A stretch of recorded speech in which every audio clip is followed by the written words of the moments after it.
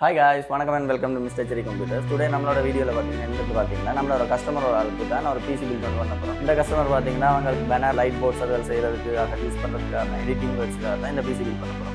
இது பாத்தீங்கன்னா புதுசு இல்ல, யூஸ் PC தான். இதுக்கு நான் பண்ண போற ஸ்பெக் மேட்டர், இந்த PCயோட ஃபைனல் அவுட்புட் மேட்டர், இதோட பிரைஸ் லிஸ்ட் தான் இந்த பில்டில் பார்க்க போறோம்.